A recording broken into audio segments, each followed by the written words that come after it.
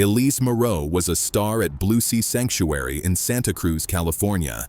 Every kid in the stands knew her name. Her show, Harmony of the Deep, was the park's biggest attraction.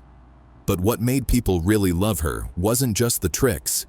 It was her bond with Kayla, the giant black and white orca who performed with her. To the public, it felt magical. Elise would walk out in her wetsuit, smile at the crowd, and give a soft whistle. And somehow, Kayla would always respond. They moved together like they could read each other's minds. Elise once said, "She listens to my heart," during a TV interview, resting her hand on Kayla's back. That quote made headlines. People believed it. Kids made posters. Tourists asked for her by name. But that's what the audience saw. What was happening behind the scenes was something else entirely. Kayla wasn't born in the sanctuary. She didn't grow up around humans. In 1995, she was taken from the wild near the icy coast of Kamchatka, Russia. Boats chased her pod, dropped nets, and split her from her mother. She was just a juvenile, orca child when they dragged her to the surface and took her away. She spent years being moved between holding tanks and marine parks. Trainers called her smart, but moody. Some reports said she refused to eat. In one case, she struck a trainer with her tail, hard enough to break ribs. But these incidents were always downplayed. Notes were quietly filed away. When BlueSea bought her at age 12, they knew about her past, but they called her a gentle giant in public. Internally, executives wrote things like, "Too valuable to sideline her, Elise can handle her." And it seemed like Elise could. The two built a routine that amazed crowds. But even the best mask can't hold forever. As the years went by, Kayla started acting strange. Small things, a late spin, a missed jump, a long pause before following a cue. Elise always brushed it off. "She's just being moody today," she'd say with a smile. But not everyone was convinced. James Lynn, a junior trainer, started noticing changes in Kayla's body language. He said she held her rostrum, the front of her head, just a little lower than usual. She moved slower. There was tension. He brought it up to Elise once, gently, but Elise cut him off.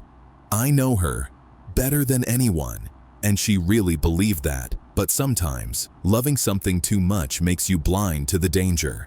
Behind the scenes, the sanctuary was tracking things too. Internal behavior logs showed signs of stress, jaw-popping, breaking away after shows, refusing food, classic red flags for orcas in distress. But the reports stayed hidden. The show had to go on. June 12th was hot. Almost 100 degrees in Santa Cruz. Families packed into the bleachers at BlueSea Sanctuary, holding lemonades and fanning themselves. Over 800 people came to watch the special performance, marking 10 years of Elise and Kayla performing together. It was supposed to be a celebration. Backstage, Elise was focused. She adjusted her headset and gave a signal. The music started, the gates opened, and Kayla swam into view, her massive form cutting through the blue water. The crowd clapped and cheered. But something was off right away. Elise gave a soft whistle and he a hand signal. It was Kayla's cue to swim beneath her and lift her out of the water. A dramatic move, one that always got the loudest reaction. Kayla didn't move. She just floated in place. Elise tried again. "Up, girl, let's go." Still nothing. Then slowly, Kayla began to swim forward. But instead of going under Elise, she brushed past her legs, cold and heavy. Elise laughed it off. "She's feeling playful today," she said into the mic. The audience chuckled, but behind her smile, something was wrong. It happened fast. Kayla turned sharply and surged upward. She hit Elise hard, knocking her into the water. At first, it looked like a mistake. The kind of slip that sometimes happens in shows. People leaned forward, curious.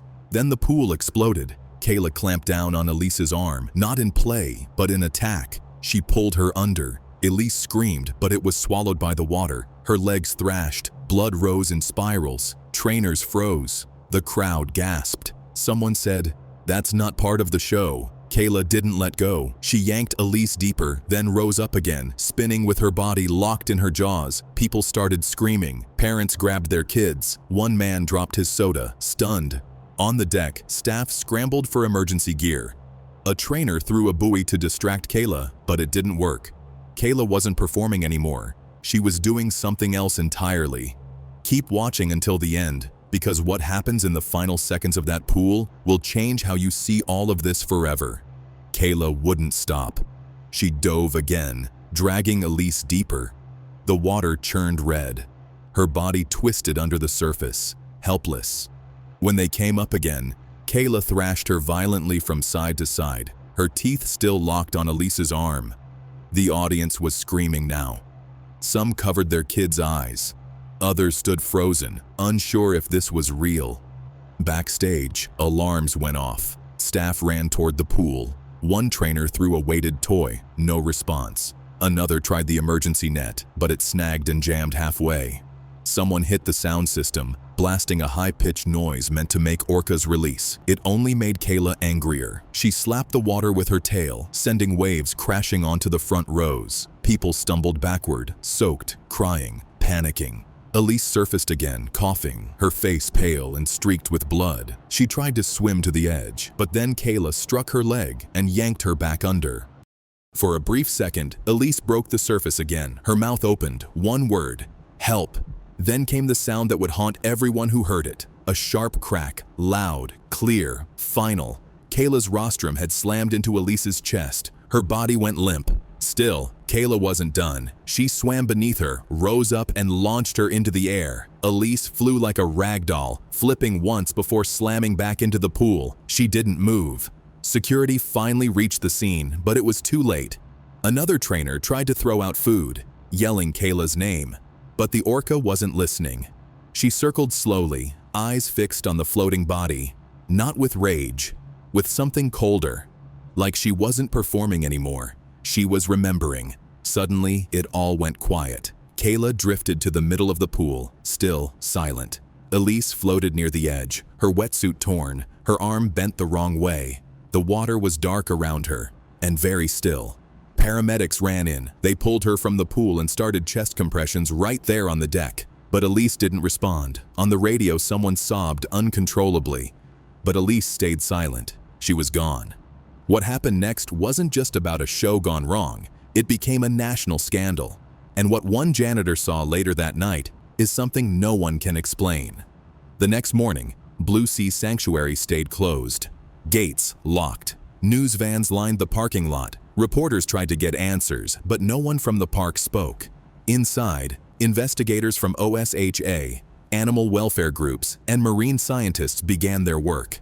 It didn't take long for the truth to break out. Leaked emails, old reports, internal files. It all came spilling out. Kayla's past aggression hadn't been random. There were years of warnings. One report said she had rammed the pool wall after a performance, her eyes wild, her calls sharp and non-stop. Another showed she'd refused food for 2 days after a crowd-heavy weekend. None of it had reached the public. In emails, managers had written, "We'll monitor, don't escalate. Too valuable to lose. Elise can handle her." Even Elise's own journals came out. In one entry just weeks before the attack, she wrote, "If I can't reach her, maybe no one can." Kayla never performed again. Trainers no longer got in the water. The music stopped. The crowds never returned. For weeks, she swam in silence, just circling the pool, rising to breathe, then diving again. No one knew what she was thinking. No one could ask her why. But one night, a janitor passed by the stadium after hours. He said he saw Kayla floating at the surface, not moving, just staring, not at the sky, not at the water, at the empty seats, the same place where Elise once stood. He swore she stayed there for hours, just staring. What happened at BlueSea Sanctuary wasn't just a tragedy, it was a wake-up call. A woman trusted too deeply, a wild animal pushed too far, and a system that ignored the warning signs until it was too late. If this story moved you, don't let it end here. Subscribe for more real stories that expose what others try to hide. Comment below, do you think Kayla was a killer or a victim? And if you believe the truth matters, share this video. Let the world see what really happened when trust shattered beneath the waves.